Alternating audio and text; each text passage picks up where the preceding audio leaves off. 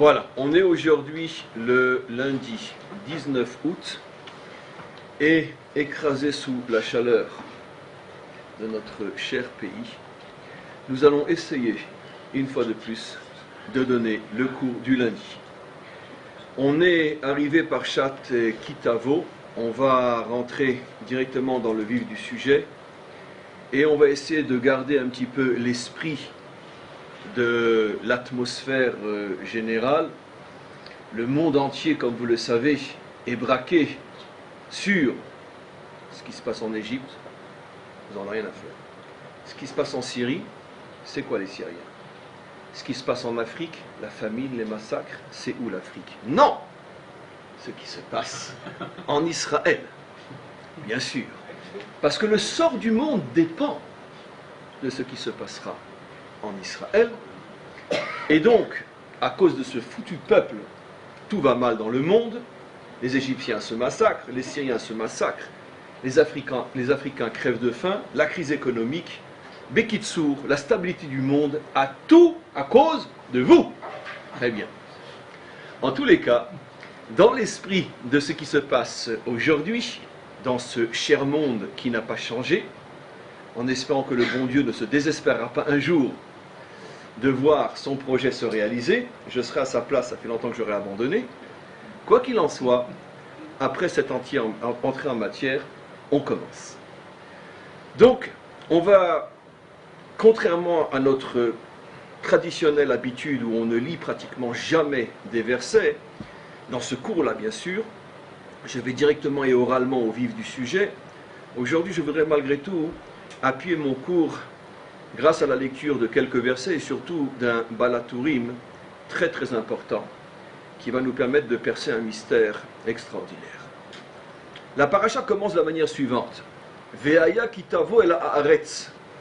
Et voici ce qui se passera lorsque tu seras enfin arrivé sur ta terre. Je ne continue pas, je vais vous demander, mais c'est moi qui vais poser la question et donner la réponse aussi. Je vais vous poser la question, à votre avis, comment on continuera un verset?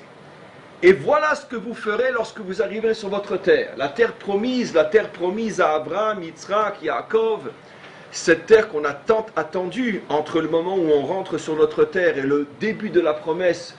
Se sont écoulés presque 500 ans, c'est long 500 ans, mais grâce à Dieu, ça y est, on y arrive.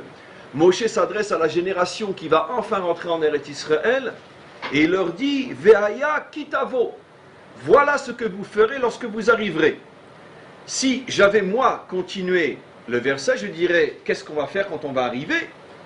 Eh bien, on va construire une nation, on va construire des institutions, on va construire des villes, on va construire des routes, on va construire des ponts, on va fonder une armée pour se protéger, pour se défendre, on va se choisir une capitale, on va se créer un temple, j'en sais rien moi. On va faire tout ce que les peuples font lorsque ils arrivent et sur leur terre, sur ce qui va devenir leur terre. La Torah voit les choses un petit peu différemment. Elle nous dit, lorsque tu arriveras sur la terre et que tu t'y installeras, Velakarta mireshit kol priha adama. Tu prendras les prémices des 7 fruits qui sont considérés comme étant les 7 espèces grâce auxquelles la terre d'Israël est louée, qui sont, comme vous le savez, le raisin, la figue, la date, etc. Enfin, vous prendrez des prémices de votre terre, donc ça suppose que bien sûr on l'est labouré, on est récolté. Velakarta mireshit kol priha adama asher tavi me'artzecha. Les prémices des fruits que tu amèneras de ta terre, asher Hashem Elokecha noten lach, que Hashem t'a donné, vesamta batene, donc le fruit de ton labeur, le fruit de ton travail. N'oublions pas qu'il s'agit des prémices. Donc les prémices, c'est toujours ce que le paysan, n'oublions pas que dans le contexte biblique, bien qu'il est interdit d'étudier la Torah comme une histoire ancienne, mais malgré tout la Torah est vraie aussi en son temps, lorsqu'elle a été donnée. En son temps, 99,9% de la population est agriculteur, paysanne. L'économie est l'économie de la terre. Donc, tu as travaillé toute l'année pour pouvoir recevoir cette récolte, tu attends avec impatience de voir sortir les premiers fruits qui sont le signe de la récompense de tout ce labeur investi. Et qu'est-ce que tu fais? tu prendras ces prémices, tu les mettras dans un panier, tu iras avec ce panier jusque dans l'endroit que Hachem aura choisi pour y mettre son nom, bien sûr le temple, et Ubata et la Kohen, tu t'approcheras du Kohen qui se trouvera à ce moment-là, et tu lui diras la chose suivante. Igadeti ayom l'Hashem Elokecha. Je me présente aujourd'hui devant Hachem mon Dieu, qui bâtit el haaretz asher nishba Hachem lavotenu la tête la nous. Parce que je suis arrivé aujourd'hui, qui bâtit, ça signifie, même en hébreu moderne, je viens d'arriver sur la terre qu'Hachem avait promis à mes pères. N'oublions pas que ce texte-là a été donné pour toutes les générations.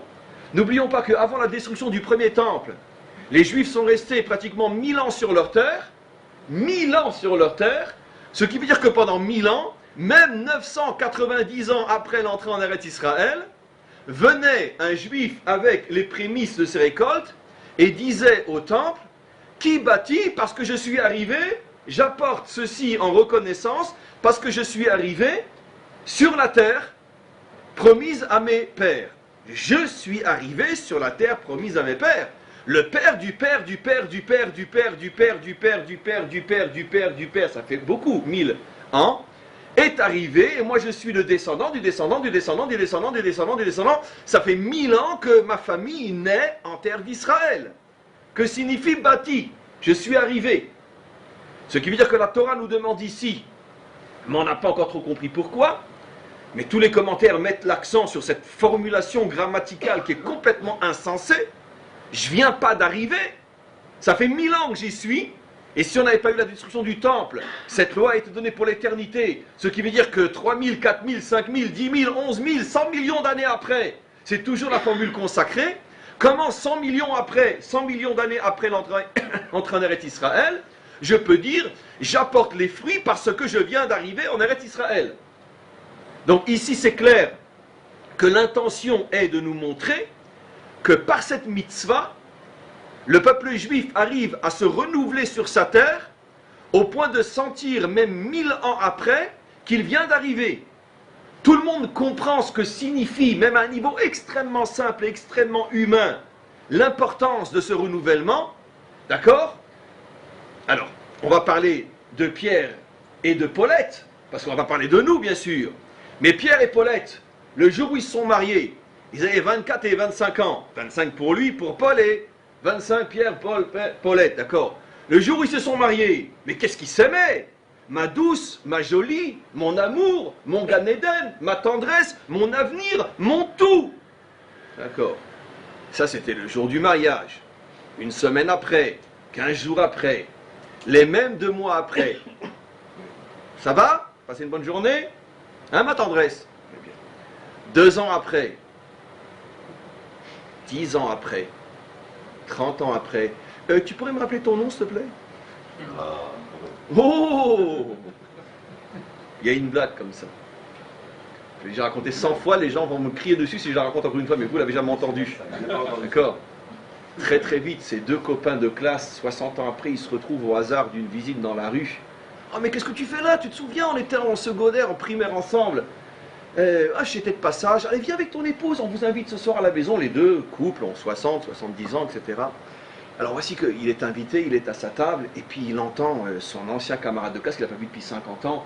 Il entend « Ma chérie, ma colombe, mon velours, mon Gan Eden, mon paradis, mon tout, ma... » Il se regarde, lui et sa femme, il dit « Alvaï, allez-nous, qu'on arrive à se parler comme ça. » À la fin de la soirée, il va voir son copain, il dit « Mais comment tu fais 50 ans de mariage, comment tu fais pour lui parler encore comme ça ?» Il dit « Chut, je ne me rappelle plus comment elle s'appelle. » Alors ma chérie, mon tout, machin, mais il a oublié qu'elle s'appelle Sarah. Bon, c'est pas grave, c'est une presque blague.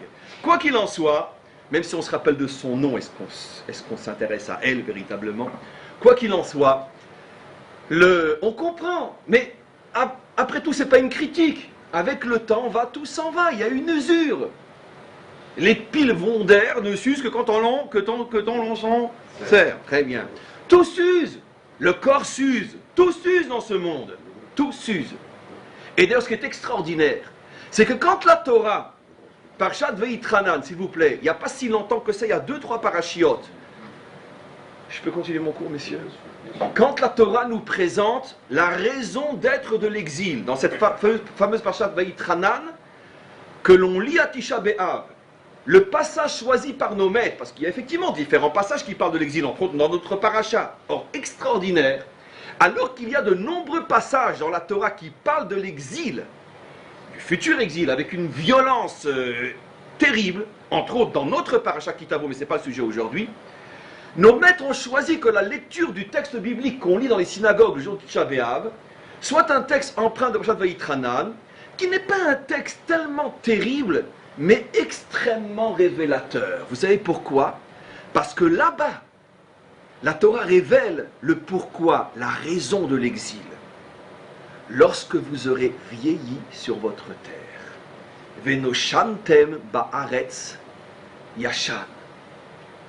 Je dis souvent, quand on est arrivé ici en Israël, j'espère pour vous, pour moi, pour nous tous, qu'au moins pendant quelques jours, on ne crachait pas par terre et on ne jetait rien sur le sol. Quand on est arrivé, 20 ans après, 25 ans après, 30 ans après, on ne jette rien par terre, peu importe qui, peu importe. Mais au début, on le faisait pareil. C'est la terre d'Israël, c'est la terre sainte. Mais Kitsour, tout le monde comprend qu'il y a un vieillissement, il y a une usure dans le couple, dans tout ce qu'on aime, dans la relation avec la terre et dans la relation avec Dieu aussi.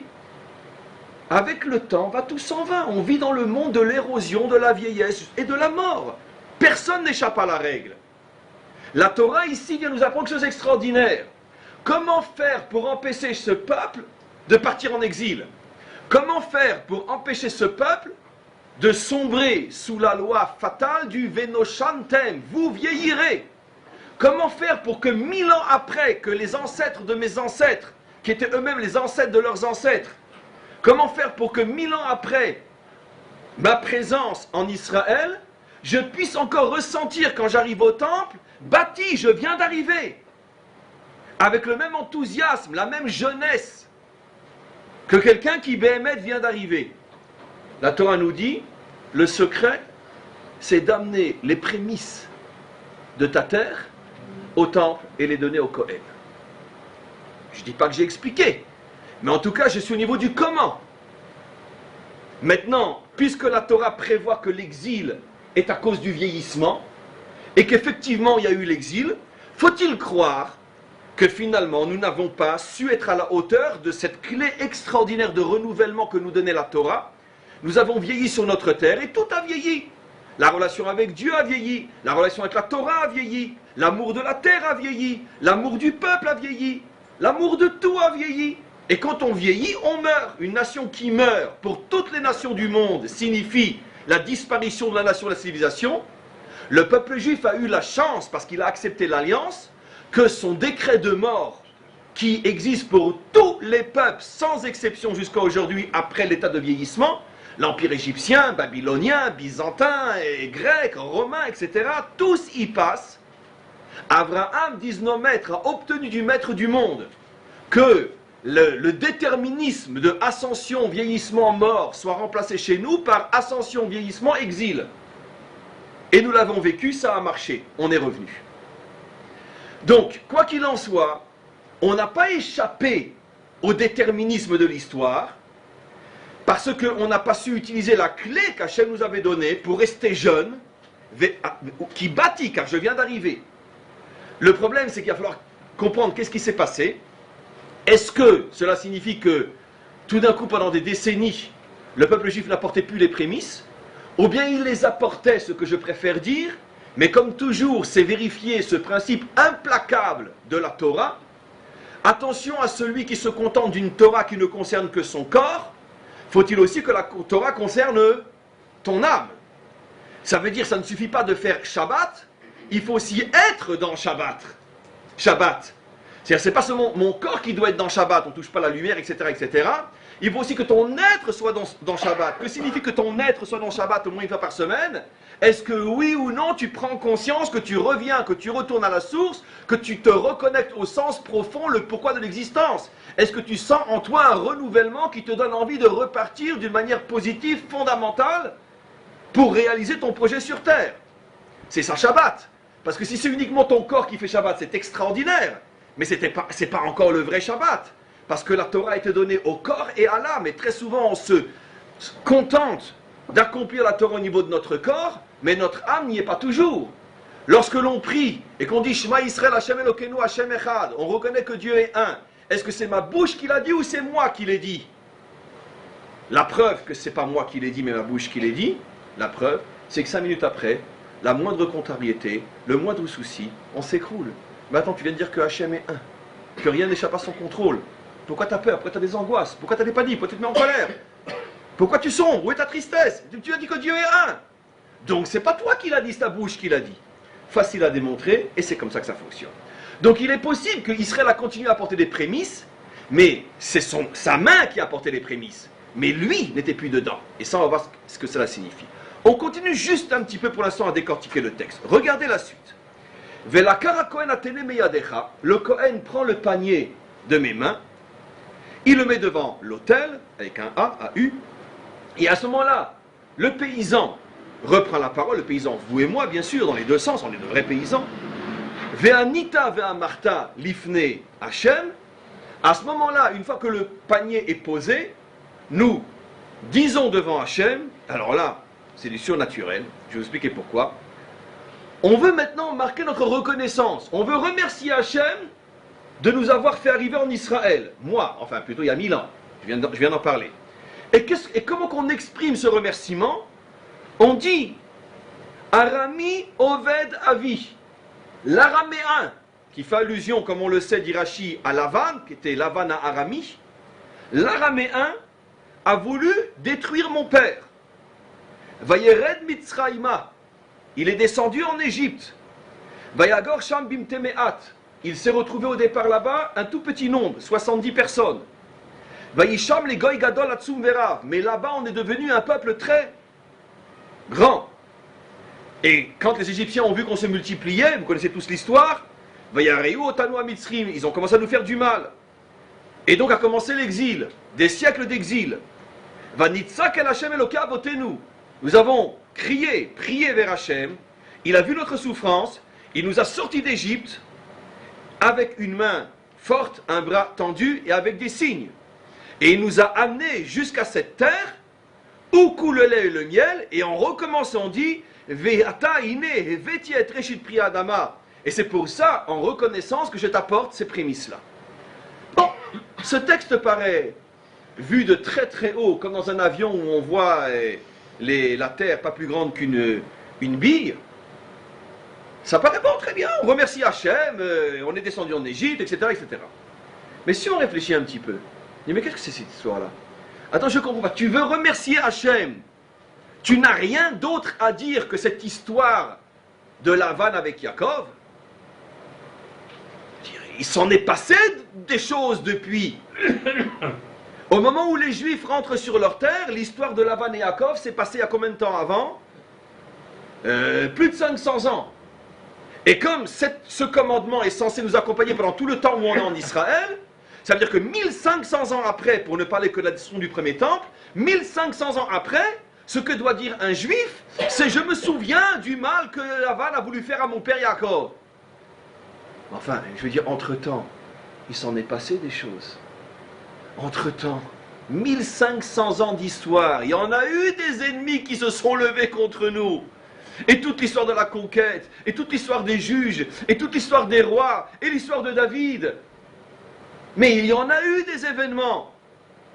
Vous imaginez si aujourd'hui, on devait remercier Hachem pour tout le bien qu'il nous a fait, et qu'on continuerait à dire « Hachem, nous te remercions pour ta bonté à notre égard, parce que Lavan a voulu faire du mal à notre père Yaakov, après on est descendu en Égypte, et puis tu nous as sortis d'Égypte. » Si Hachem entend ça, qu'est-ce qu'il va nous dire? Bande de petits ingrats. Quoi? C'est que ça que je vous ai fait? Avec tout ce que vous avez traversé dans l'histoire, et vous êtes toujours là aujourd'hui pour être devant moi et me remercier? Ne parlons pas de ceux qui ont vécu la Shoah, l'Inquisition, les pogroms, les ci, les ça, la dispersion aux quatre coins de la terre. Ne parlons pas. Attends. Mais qu'est-ce qu'on en a à faire de cette histoire de Lavan qui courait après Yaakov, après Auschwitz? On n'a rien d'autre à dire? Mais c'est ridicule, puisque la Torah est vraie aujourd'hui encore. Ça veut dire que demain, on va construire le 3e temple. Nous, la génération d'après Auschwitz, on va se présenter devant Hachem et on va lui dire merci Hachem d'avoir sauvé notre père Yaakov des mains du mauvais Lavan. Et même si on rajoute merci Hachem de nous avoir sortis d'Égypte, mais entre-temps, combien d'Égypte on a traversé et on est toujours là. Donc il y a quelque chose ici d'absolument incompréhensible. Pourquoi ça, précisément, est dit? Alors, je vais commencer à répondre, et surtout c'est le Balatourim qui va nous faire entrer dans un éclairage absolument incroyable. Mais d'abord, je vais vous préparer à ce que le Balatourim dit. Combien de fois je vous ai dit, et ne vous inquiétez pas, tous ceux qui me suivront encore pendant des années, si Dieu veut, vous le entendrez encore des centaines de fois, la Torah, sa force, sa puissance, sa sagesse, c'est qu'elle ne parle jamais de ce que tout le monde sait et voit. Elle ne met le doigt que sur ce que personne ne voit, n'imagine et n'aurait pu penser. C'est-à-dire quand la Torah, elle parle d'un mal, elle le prend toujours à l'origine. Parce que quand tu veux soigner et réparer, c'est plus lorsque la maladie apparaît, explose dans tous les endroits du corps, c'est si tu es suffisamment sage pour la capter au moment où tous tes collègues te diront mais non, mais t'exagères, il n'y a rien encore, parce qu'il a un petit peu éternué. Oui, mais je sais que quand on éternue avec plus du côté de la narine gauche, ça signifie que... Mais arrête tes histoires. Non, je vois déjà un signe de quelque chose qui peut après dégénérer. C'est idiotie ce que je viens de dire, c'est une manière de parler. La Torah, elle met le doigt, pas sur les phénomènes évidents. Évidemment qu'il faut remercier Hachem pour exister encore après la Deuxième Guerre mondiale, après les Cosaques, après les croisades, après l'Inquisition, après l'exil, évidemment. Mais ça, je n'ai pas besoin d'un texte biblique pour le dire. C'est le bon sens, c'est la politesse même. Parce que c'est tellement évident qu'il faut remercier Hachem. Mais la Torah va mettre l'accent sur un remerciement qui en même temps met le doigt sur le sens de tous nos problèmes. Et c'est ça ce que la Torah veut me faire comprendre.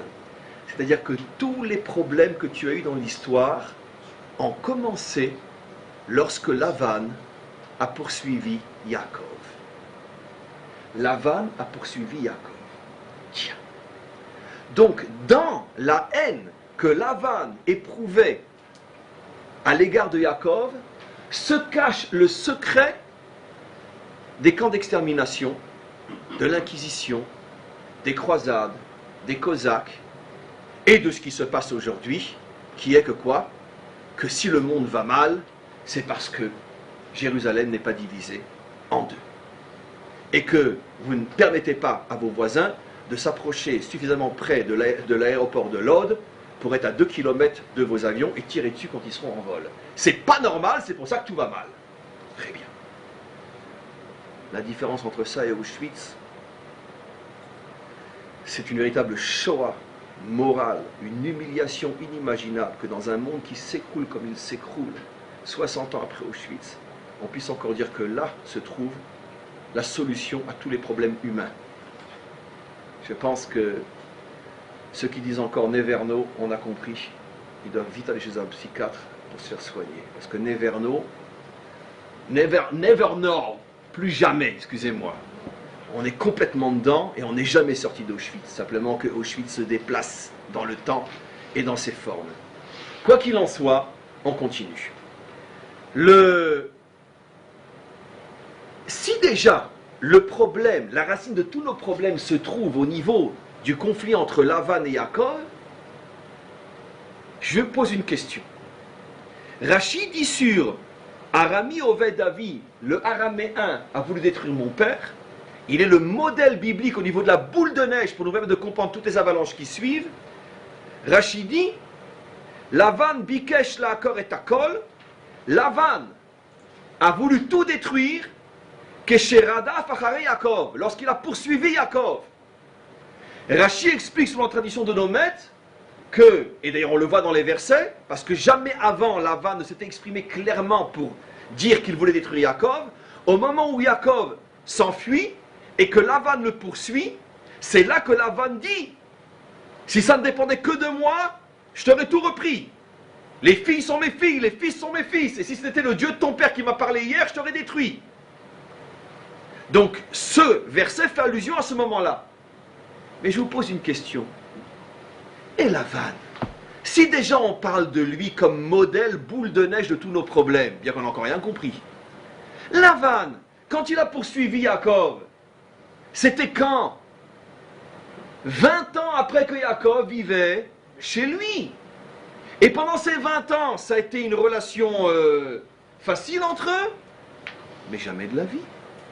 6 ans auparavant, Yaakov lui dit, dans le texte, lorsqu'il y a eu le fameux contrat avec le troupeau qu'il prendrait, etc., il lui dit, ça fait déjà plus de 100 fois que tu m'as roulé. Tu es constamment en train de changer les conditions de tes promesses. Je suis obligé de rester éveillé le jour et la nuit parce que j'ai peur que tu me tues dans mon sommeil. Il lui dit pas comme ça, mais il lui fait allusion. Tu me fais vivre un enfer depuis 14 ans, et ça continue 6 ans après. Nos maîtres disent, selon notre tradition, comme on le sait, ces fameux trophimes, ces fameuses statuettes que Rachel lui avait pris, avec ça il faisait de la magie noire, et 24 heures sur 24, il passait son temps à essayer de trouver une nouvelle formule pour atteindre Yaakov. C'est pour ça que Yaakov lui dit, jour et nuit, je restais éveillé pour ne pas succomber à ta sorcellerie. Et il lui a pas changé ses 2 femmes dès le départ. Dès le départ, c'était facile. Pendant 20 ans, il l'a fait souffrir. Alors pourquoi c'est seulement maintenant, 20 ans après, quand il court après, qu'on considère que là, vraiment, il a montré qu'il voulait détruire Yaakov? Et tout ce qu'il y a eu avant, où c'est passé? Alors maintenant, regardez, on rentre dans le Balatourim. Et le Balatourim va tout expliquer, il va reprendre tout le cours et tout expliquer. Cette paracha Kitavo, lorsque tu arrivas sur ta terre, se trouve dans la suite, juste après le passage qu'on a lu, fin de la paracha la semaine dernière, qui parle de se souvenir de ce que Amalek nous a fait. Le Balatourim a comme principe, c'est l'un des points forts de ses commentaires, d'essayer de comprendre le lien qui lie les différents textes de la Torah, surtout que la grande majorité d'entre eux se suivent d'une manière qui apparemment n'indique rien, ne correspond pas à une logique, à notre niveau du moins. Or, on a un principe évident. En principe, quand je parle, c'est qu'il y a une construction logique, phrase après phrase. La preuve, c'est que vous m'écoutez, et depuis longtemps. Parce que si je passais d'une phrase à une autre, et que ça n'a aucun sens, eh bien, j'aurais plus d'élèves. Si c'est vrai pour des gens comme nous, vous imaginez quand même pas que le maître du monde parle du charabia. Donc c'est clair que lui aussi, quand il parle, il y a forcément, et multiplié par des milliards infinis, une suite profondément logique, profonde et sage entre ce qui est dit avant, après et encore après. Or, très souvent, on ne voit pas le lien. Heureusement, Israël est doté de grands maîtres qui savent trouver le lien au-delà de la logique standard d'hommes et de femmes comme vous et moi. Et le Balatourim nous explique quel est le lien apparemment entre ce souvenir d'Amalek qui a été dit juste avant et la mitzvah de Kitavo, quand tu viendras sur ta terre, tu apporteras des prémices. Quel est le lien? On passe vraiment d'un sujet à un autre sans logique. Regardez ce qu'il dit. Kitavo, la il miné, juste avant, qu'est-ce que la Torah vient de nous dire? Timchet zecher Amalek, d'effacer le souvenir d'Amalek. Et tout de suite après nous avoir dit, souviens-toi d'Amalek, on nous dit, lorsque tu arriveras sur ta terre. Quel rapport entre souviens-toi d'Amalek lorsque tu arriveras sur ta terre? Lui, il dit qu'il faut lire ça dans une même foulée. Souviens-toi de ce que tu as fait Amalek, kitavo el haaretz, lorsque tu arriveras sur ta terre. C'est-à-dire que la Torah, d'après la lecture du Balatourim, n'oublions pas que dans le texte écrit dans le parchemin, il n'y a pas de ponctuation. Donc on peut lire effectivement comme ça, puisqu'il n'y a pas de point. On ne sait pas où le verset s'arrête. Donc on peut très bien lire Zachor et Masha Asalecha Amalek, Kitavo el Haaretz. Donc il y a un lien entre arriver sur terre et devenir une nation sur sa terre et le souvenir d'Amalek. Pourquoi? Et là il rapporte le Talmud qui dit, nos maîtres dans le Talmud font allusion à ce que j'explique, dit le Balatourim, Shenitztavu limchot zecher Amalek miyad beknisatan laaretz. Parce que le commandement de faire disparaître jusqu'au souvenir d'Amalek est effectivement lié à notre présence en terre d'Israël. Lorsque nous ne sommes pas sur notre terre, ce commandement ne s'applique pas. De la même manière que quantité d'autres commandements ne s'appliquent pas lorsqu'on n'a pas de terre, toutes les lois liées à la terre, ou lorsqu'on n'a pas de temple, toutes les lois liées au temple. Mais on aurait pu croire que ce souvenir d'Amalek, c'est quelque chose qui n'est pas lié à la terre d'Israël. En plus, lorsqu'il nous a attaqués, nous n'étions pas sur la terre d'Israël. C'est pour ça que la Torah dit non. C'est une mitzvah, un commandement qui est inhérent à notre présence en tant que nation en Israël. Ve'alze ratza leakev biatan. Écoutez bien ce qu'il dit. Et c'est la raison pour laquelle Amalek nous a attaqués, parce qu'il voulait empêcher notre arrivée en terre d'Israël. Tout le monde se pose la question. Et nos maîtres les premiers. Mais qu'est-ce qui lui prend de nous attaquer dès la sortie d'Égypte? C'est pas un peuple cananéen. Il ne fait pas partie des peuples. Et donc son territoire ne fait pas partie de ceux qui vont être inclus dans le territoire d'Israël. Si déjà on aurait dû être attaqué par l'un des 7 peuples cananéens, pourquoi lui nous attaque? Parce que lui voulait empêcher notre arrivée en Israël. Pas parce qu'il a peur pour sa terre. Mais c'est un principe idéologique. Amalek ne se fait pas à l'idée d'un peuple juif possédant une terre, comme les autres, étant nation sur sa terre. Et ne me dites pas que c'est parce qu'il y a un problème territorial avec lui, puisque c'est exactement le contraire qui est vrai. Il habitait déjà à l'époque un territoire qui n'était pas du tout à l'intérieur des frontières promises à Israël. Ce qui veut dire que ce n'est pas un problème ici militaire, territorial, économique, c'est un problème idéologique. Et donc, pour ce à quoi il croit, lui croit que le monde ne peut pas accepter un peuple juif nation, c'est parce qu'il veut préserver le monde d'un peuple juif nation, c'est son idéologie, qu'il nous attaque alors qu'on ne lui a rien fait et qu'on n'avait aucune intention de lui faire quoi que ce soit. Mais regardez, ça continue. D'après notre tradition, chez Ouï guide les Meler Mitzrayim qui barach Ha'am, c'est lui aussi qui avait dit au roi d'Égypte que le peuple s'enfuyait. Vous savez, au moment de la sortie d'Égypte, il y a un passage mystérieux. Une fois qu'on est sorti d'Égypte, on voit qu'on se perd un petit peu dans le désert, et tout d'un coup il y a un verset qui dit, c'est au début de Parashat Béchalach, la deuxième paracha, la troisième paracha, la quatrième paracha du deuxième livre, un verset qui dit, on raconta au roi d'Égypte, Pharaon, que finalement Israël ne reviendrait pas comme il l'avait dit, laisse-moi partir pendant 3 jours, que Israël s'enfuyait et n'avait pas l'intention de revenir. Mais le verset ne dit pas qui a raconté, qui a dit. Qui a dit? Notre tradition rapporte, c'est Amalek. C'est Amalek qui est venu dire à Pharaon, hé, Israël t'échappe. Ça veut dire que d'après notre tradition, avant même d'attaquer visiblement Israël avec des chevaux et des glaives, ce que la Torah nous raconte, d'après notre tradition donc, dans le mystère du texte, il avait déjà agi pour empêcher notre sortie, ou plutôt notre direction vers la terre d'Israël, parce que c'est lui qui avait convaincu Pharaon de reprendre 600 chars avec ce qui lui restait de chars et de ramener Israël en Égypte. Mais c'est pas fini. Vechen, et c'est aussi lui, dit le Balatourim, il guide les Lavan, qui avait dit à Lavan, son ancêtre bien sûr, c'est 400 ans avant, Ki barar Yaakov. On a 2 versets identiques dans la Torah et qui sont dits de la même manière. Quelqu'un a dit à Pharaon que Israël s'enfuyait et quelqu'un, 400 ans auparavant, avait dit à Lavan que Yaakov avait pris la suite. Qui c'est ce quelqu'un? On ne nous dit pas que c'est ce quelqu'un. Balatourim dit l'aïeul d'Amalek. Ça veut dire que Amalek est celui qui était venu dire à Lavan, hé, Yaakov retourne en Israël, il retourne dans le pays de ses pères. Le Balatourim est en train de nous dire ici que Lavan, que Amalek est l'éminence grise qui agit derrière les coulisses, qui dicte aux dirigeants à ceux qui ont le pouvoir, à ceux qui peuvent passer à l'acte. Attention, Yaakov s'enfuit vers sa terre. Ce qui veut dire que le Balatourim ici nous révèle quelque chose d'absolument incroyable. Sur la scène de l'histoire, il y a celui que tu vois et celui que tu ne vois pas.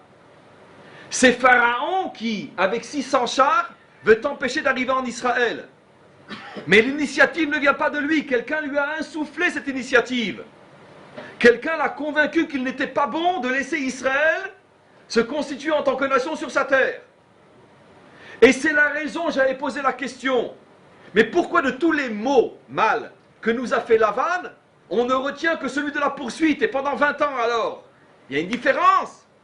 Pendant 20 ans, il nous a fait du mal, parce que tout simplement c'est un homme cupide, égoïste, qui voulait nous compresser autant que possible.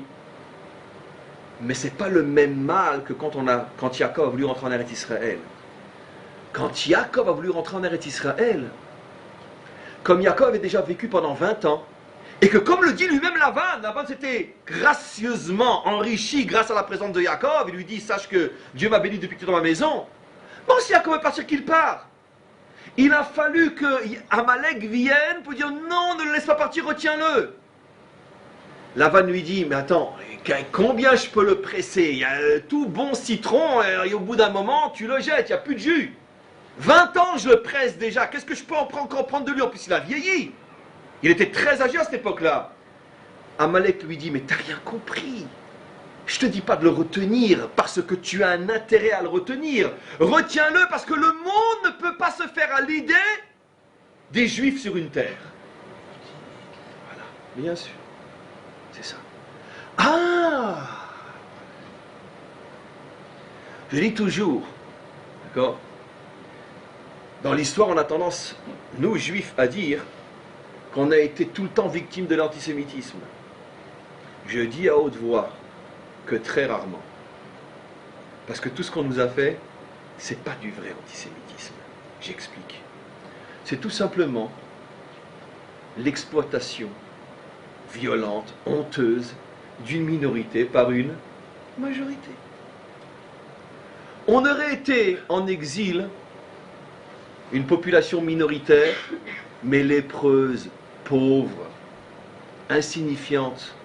Vous croyez que les paysans ukrainiens nous seraient rentrés dedans?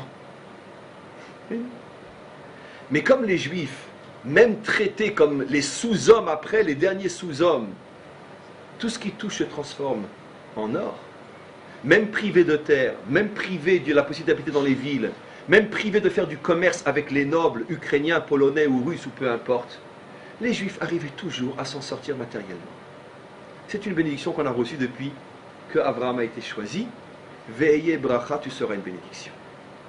Et quand les caisses de l'État étaient vides, quand à force de payer ses maîtresses ou de faire des guerres stupides, le seigneur du territoire n'avait plus d'argent, ou quand on voulait refaire le clocher de la paroisse, eh bien on se souvenait de ce qu'avaient fait les Juifs.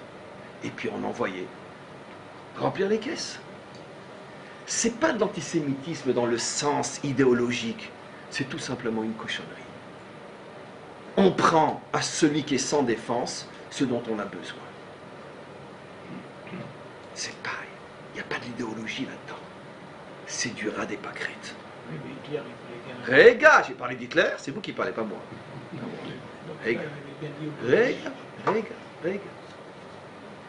L'antisémitisme, le vrai, c'est quand tu t'attaques aux Juifs avec une idéologie. Les paysans ukrainiens, les Cosaques, les inquisiteurs n'ont pas d'idéologie. Sous couvert de la conversion des Juifs d'Espagne, on a tout simplement récupéré des millions et des milliards qu'on a pris aux Juifs qui étaient très riches à cette époque-là en Espagne. Fallait bien justifier. Alors on a réinventé l'histoire du déicide. Mais, tachles, les caisses étaient vides, l'économie espagnole était au plus bas, les Juifs avaient de l'argent, on leur a pris leur argent. C'est pas de l'antisémitisme, on n'est pas antisémite, on est tout simplement pragmatique. On vole l'argent là où il est, Nekuda. Et l'idéologie, c'est uniquement une vitrine.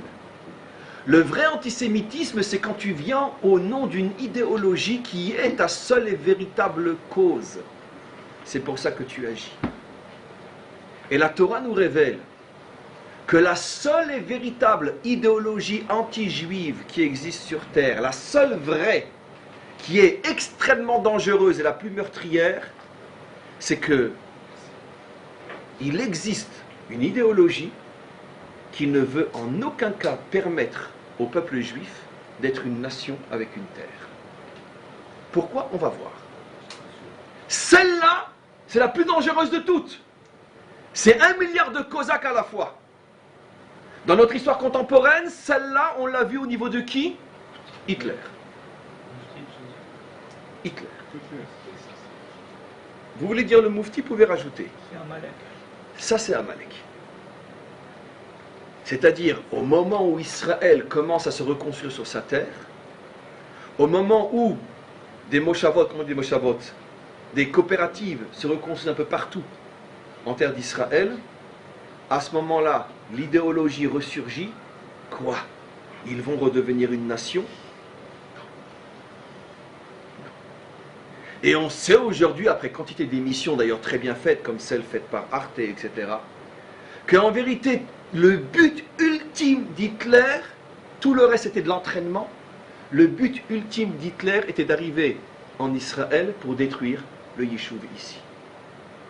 C'était son plan ultime. C'est ce qu'il voulait ici. Et c'est là qu'il est tombé. Je ne dis pas qu'ils ne se sont pas remplis les poches au passage. Mais ça.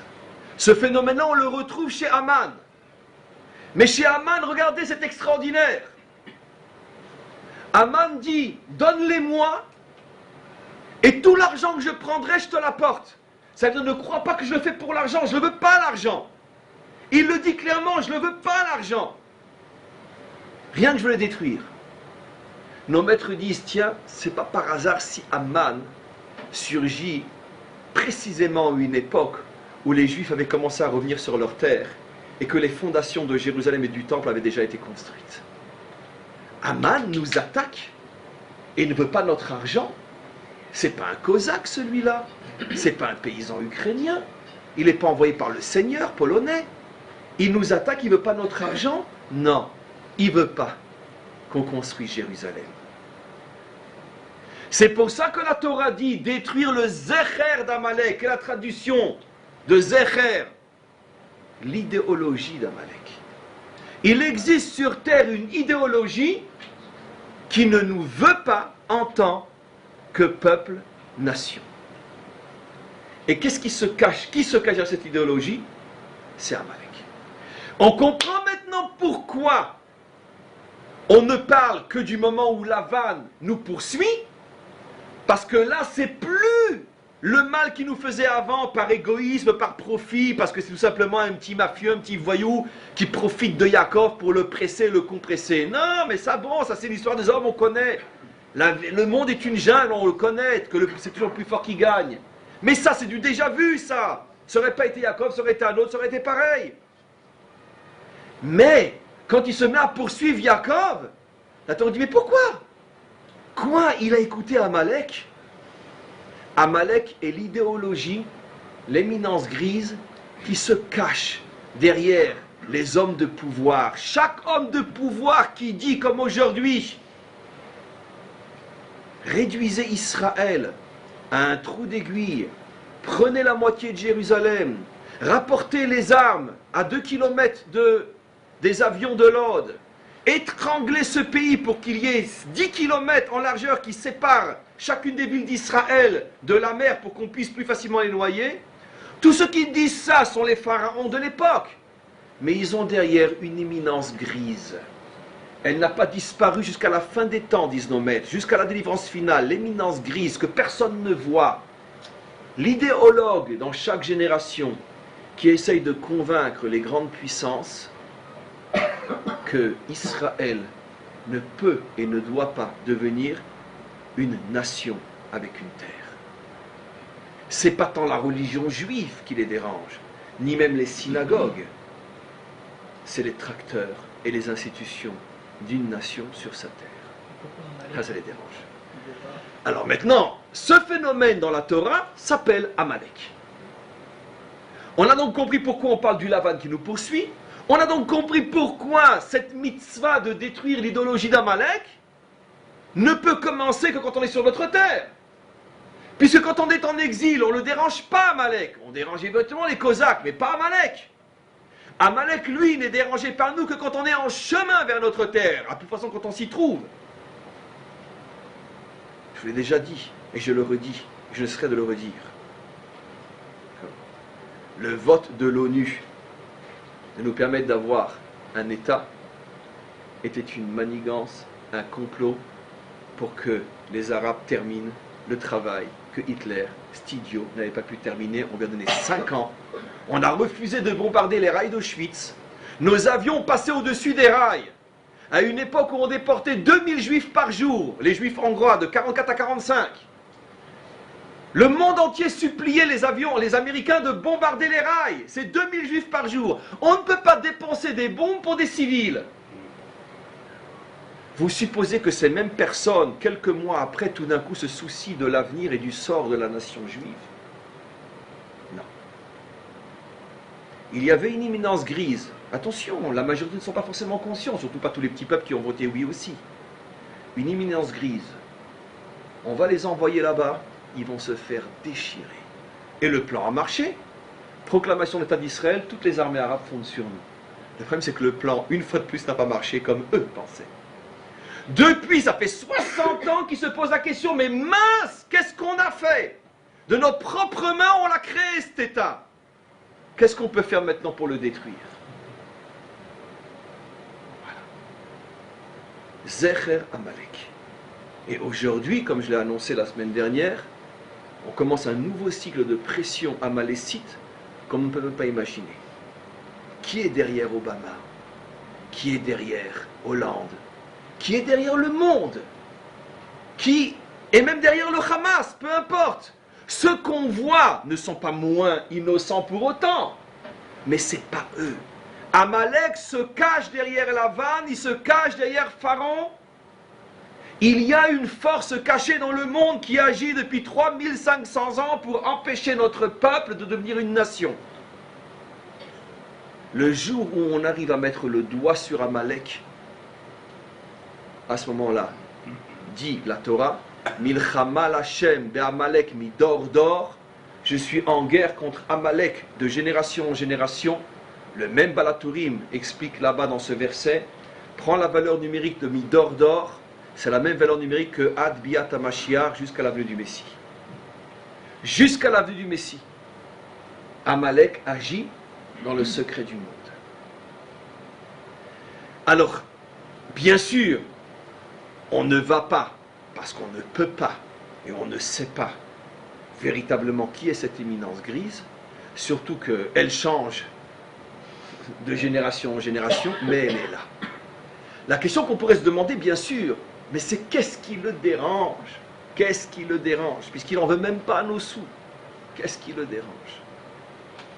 Qu'est-ce qui le dérange? Pourquoi tu ne veux pas d'un peuple juif sur terre? Pourquoi? Enfin, sur terre. Avec une terre plutôt.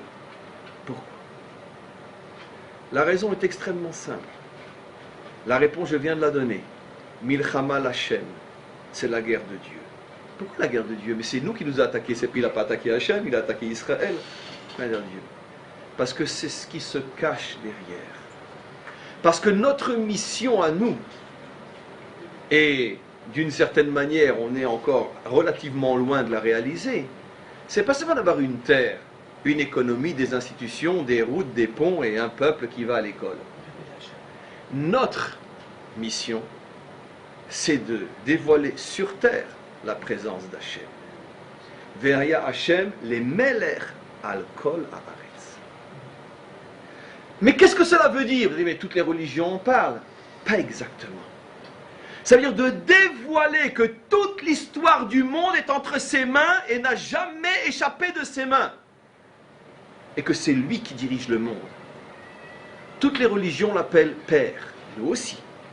Toutes les religions l'appellent Créateur, nous aussi. Toutes les religions l'appellent amour, vérité, justice, nous aussi. Mais nous sommes la première religion au monde qui a dévoilé le concept de royauté. Et quand nous parlons de lui à la fin des temps, nous ne disons jamais il sera Père sur toute la terre, il sera reconnu par toute la terre, il sera la source d'amour, de justice et de vérité de toute la terre, il sera roi sur toute la terre. C'est quoi le concept de royauté? Dirigeant du monde. Enfin quoi, dirigeant du monde? C'est Netanyahou, c'est Obama, c'est Hollande, c'est Poutine. C'est eux qui dirigent le monde. Non, c'est Hachem. C'est pas possible. Comment le monde va si mal? Très bien, effectivement. Très bonne question. Mais c'est ce qui doit se dévoiler. Lui dirige le monde. Et le problème, c'est que si on dévoile qu'il dirige le monde, eh bien tous ceux qui veulent le pouvoir vont se trouver dans une situation de perte de pouvoir. Ce qui veut dire que finalement la guerre d'Hachem dans ce monde, c'est contre tous ceux qui veulent le pouvoir pour eux uniquement. Ah, là est le vrai combat. Ce que je vous dis, je suis sûr que c'est passé dans vos oreilles, mais vous l'avez écouté mais pas entendu. J'explique. La guerre de Dieu dans ce monde, ce n'est pas uniquement, je ne dis pas que c'est pas, mais ce n'est pas uniquement de ramener les hommes à la morale, à la religion, à la croyance, à la foi, ça c'est vrai. Mais ça c'est l'enveloppe, c'est l'extérieur. L'essence même du combat d'Hachem dans ce monde, c'est de prendre le pouvoir de ce monde. Non, je l'ai mal dit, de dévoiler que le seul véritable pouvoir dans ce monde, c'est lui. Et c'est la mission confiée à Israël. Et donc tous ceux qui veulent le pouvoir, automatiquement.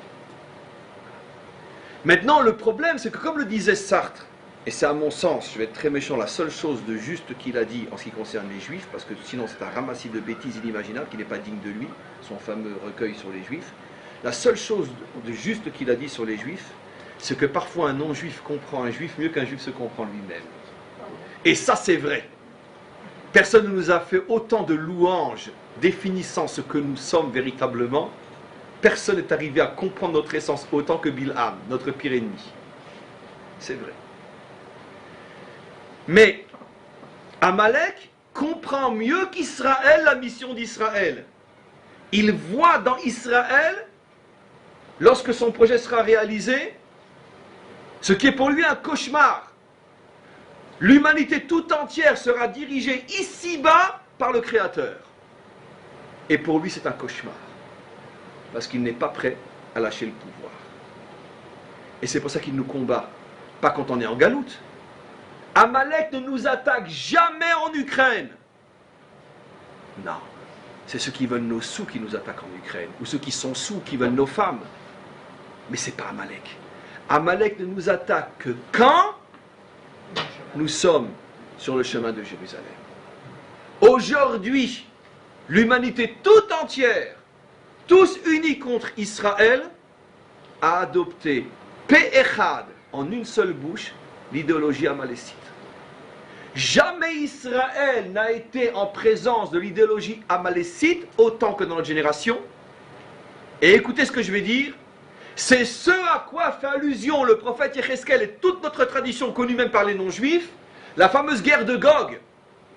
Gog en vérité c'est Amalek. Alors pourquoi on l'appelle Gog puisqu'il a déjà un nom? Nos maîtres disent, tant que Amalek n'est arrivé à convaincre qu'une petite partie de l'humanité qu'il ne faut pas laisser les Juifs être une nation sur leur terre, il s'appelle Amalek. Mais quand il arrivera à convaincre l'humanité tout entière, il s'appelle Gog. C'est la première fois dans notre histoire, même pendant la Shoah ça ne nous est pas arrivé, puisqu'on n'avait pas tous les peuples contre nous, c'est la première fois dans notre histoire, parce qu'on est à la veille de la délivrance finale, que pas une seule nation est prête à nous permettre de continuer à nous construire sur notre terre pour que nous puissions y vivre d'une manière viable. Tous, sans la moindre exception, veulent nous étouffer dans un étau de ce qu'on appelle les frontières de 67, qui rendra impossible la survie des Juifs en Israël, qui mettra fin à l'alia des Juifs parce qu'il n'y aura plus de possibilité de les accueillir, et qui fera qu'on est étranglé de telle manière que de toute façon des milliers d'entre nous vont quitter le pays parce que ça sera plus viable, et les Arabes, au souhait du monde entier, termineront le travail. Jamais le monde ne s'est uni en une seule bouche et une seule voix contre Israël. Jamais dans notre histoire c'est arrivé. C'est la première fois dans notre histoire que nous ne comptons plus un allié parmi les nations. Nos maîtres nous avaient prévenus, ce phénomène s'appellera Gog.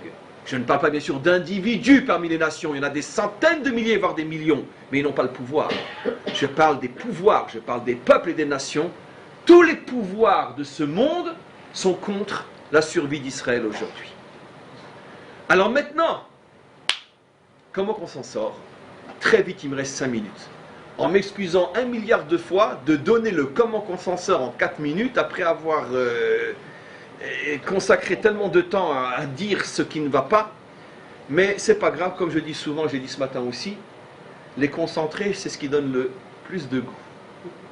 Après, chacun rajoute l'eau selon sa mesure. Donc je donne le concentré, vous le mettez dans votre tête en verre et vous rajouterez votre eau après. Le concentré, il est ici. La Torah nous dit pour t'en sortir, il faut que tu arrives à te renouveler constamment sur ta terre. Ne vieillis pas. Parce que se renouveler, ça veut dire que l'amour de la terre, l'idéologie qui fait qu'on y est constamment en ébullition, en effervescence. Quel est le plus grand danger qui guette notre nation aujourd'hui en Israël? L'Iran, comme ces foutus tarés veulent nous le faire croire, j'ai pas dit que c'est pas un danger, j'ai dit le plus grand. Le plus grand, c'est que notre jeunesse, notre peuple, notre nation n'est pas éduquée tous les jours à comprendre pourquoi elle est là. Dans nos écoles, on n'enseigne pas la Bible. Dans nos écoles, on n'apprend pas à nos enfants pourquoi ils sont là. Un jeune de Tel Aviv ne sait pas pourquoi il est là, pourquoi il devrait mourir pour cette terre. Et ils sont la majorité. Mais si on avait sur cette terre une nation qui se renouvelle constamment dans son amour et son attachement, mais 10 Irans ne nous feraient pas peur, on ne les regarderait même pas. Où vous êtes? Les Iraniens vont nous faire peur à nous, avec la force qu'on a aujourd'hui. Mais ce n'est pas ça le problème. C'est qu'on n'a personne pour activer les canons. Et on en a de moins en moins. Parce qu'il n'y a pas d'éducation. Il n'y a plus de motivation. Au niveau de la majorité, là est le danger. La Torah nous a prévenus. Si vous vieillissez sur votre terre et vous n'êtes pas capable de dire « je viens d'arriver » et qu'en plus tu te dis « qu'est-ce que je fais là ?» Là est le danger. Là est la catastrophe. Alors comment qu'on fait? Comment qu'on fait? Je vais le dire d'une manière extrêmement condensée. C'est résumé grenadine. Mais le mystère est là. Et, incroyable, c'est aussi le débat aujourd'hui. Toi le paysan, qui est celui qui travaille, qui est celui qui est au contact de la terre, qui est celui qui fait progresser la nation dans son sens corps et matière, tu apportes le fruit de ton travail et tu vas le donner au Kohen. Mais le Kohen, c'est quoi et c'est qui? Mais le Kohen, c'est l'homme religieux qui n'a pas de terre, qui ne va pas à l'armée, qui s'occupe du matin au soir, de quoi? De représenter les valeurs spirituelles d'Israël. C'est ça le Kohen. Le Kohen n'a pas reçu de terre, c'est un verset explicite dans la Torah. Le Kohen n'a pas le droit de travailler, explicite dans la Torah. Et le Kohen n'a pas le droit d'être soldat, explicite dans la Torah. Lorsque le paysan comprend, oh là là, je suis en train de marcher sur des œufs et de me faire cuire des omelettes. Mais comme vous me connaissez, j'ai pas peur de dire la vérité, parce que on ne peut pas me prendre pour ce que je ne suis pas. Tout le monde me connaît. Mais ce que la Torah nous dit, c'est la chose suivante. Cette union entre le paysan et le Kohen, cette serrée de main, cette poignée de main, cette reconnaissance de l'un et de l'autre, que j'ai besoin de toi et tu as besoin de moi, et j'ai besoin de moi, etc. Cette reconnaissance du fait que la spécificité de notre peuple est qu'il croit que sa survie ne dépend pas uniquement de sa puissance matérielle, mais aussi et surtout de sa puissance spirituelle. Et que seulement la main de l'un tendue vers la main de l'autre, cet échange de paniers, va assurer à Israël de ne pas succomber à ce vieillissement, pourrissement et mort. Maintenant, le problème c'est que les prophètes et le Talmud et toute notre tradition ne fait pas de cadeau aux Kohanim. Lisons nos prophètes. Vous les Cohen que j'avais chargés d'enseigner les chemins, les voies de Dieu à mon peuple, qu'est-ce que vous avez fait à part vous engraisser avec vos offrandes et vos ci et vos ça, et vos privilèges et vos profits? Les prophètes. Le Talmud ne fait pas de cadeau aux prophètes. Il nous parle de la corruption au Cohen, de la corruption des Kohanim, au point que juste avant la destruction du deuxième temple, nos maîtres disent dans le Talmud que les Kohanim, le Kohen Gadol achetait au pouvoir romain sa fonction. Pas parce qu'il le méritait, parce qu'il avait le plus d'argent. Il y avait des complots, que de la politique.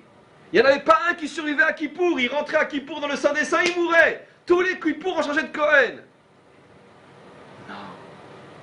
C'est pas parce que le Kohen ne joue pas le rôle qu'on lui a assigné que le principe est faux. La Torah veut toujours nous garder de la confusion. C'est pas parce qu'il y a un voleur dans la famille que toute la famille sont des voleurs. C'est pas parce que l'homme n'est pas à la hauteur de la mission qu'on lui confie que la mission n'est pas bonne. Et aujourd'hui aussi, évidemment que le débat sur qui, quoi, qu'est-ce, comment, comme je dis toujours, est-ce que tout le monde a le droit de se dire je suis le Kohen de mon peuple? Évidemment qu'il y a des centaines, voire des milliers de profiteurs et de gens qui ne sont pas là où ils devraient être. Mais est-ce que ça veut dire que le principe est faux?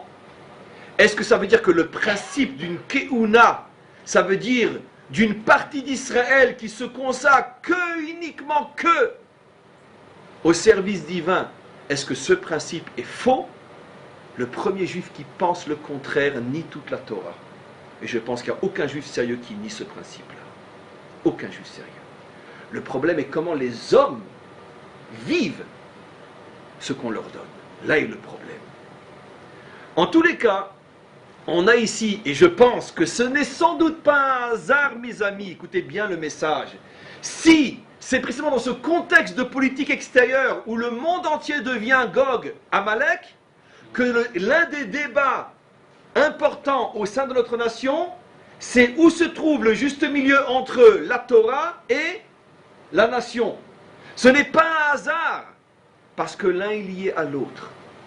Le jour où Israël arrivera à reconnaître le droit à l'existence et le droit au respect à ces deux forces, la force active et la force spirituelle, et que la force spirituelle se limitera à être ce qu'elle doit être uniquement, et que la force active reconnaîtra la puissance de la force spirituelle comme l'une des causes essentielles de la survie et du miracle d'Israël, et que les deux se serreront la main en disant « Vous et moi, nous travaillons ensemble pour la construction et la survie de notre nation », et que chacun le comprendra sincèrement, que les religieux arrêteront de croire que tout ne dépend que de la lecture des psaumes, et que les non-religieux arrêteront de croire que tout ne dépend que de la puissance de nos armes, tout simplement lorsque tout le monde comprendra que le peuple juif se repose et est posé sur deux forces fondamentales, et que seulement cette croisée de mains permet la survie d'Israël, à ce moment-là, Gog s'effondrera devant les murailles de Jérusalem. Et c'est ce vers quoi on se dirige pour terminer d'une manière ô combien optimiste. Il suffit d'ouvrir les yeux pour se rendre compte que notre nation, consciemment ou non, oui, se dirige vers cette synthèse absolument incroyable, où on voit que de plus en plus de juifs ici, surtout au niveau de la jeunesse, comprennent que finalement il n'y a pas de contradiction entre le corps et l'âme, simplement qu'il nous faut le temps de nous débarrasser de nos habits souillés de l'exil, mais que la jeunesse, ou une partie de la jeunesse juive naissant sur cette terre, arrive à préparer le modèle futur de la délivrance. Et il est absolument évident, Bezrat Hashem, que notre nation est en train depuis fort longtemps de se réveiller, et que, comme nous le disons dans le Lecha Dodi du vendredi soir, il est largement temps de nous débarrasser de nos habits poussiéreux que l'on nous a collés en exil, et de reprendre nos habits royaux de la délivrance, et de fêter le mariage entre Hachem et son peuple pour le bien de l'humanité tout entière. Amen. V'chen Yiratzon.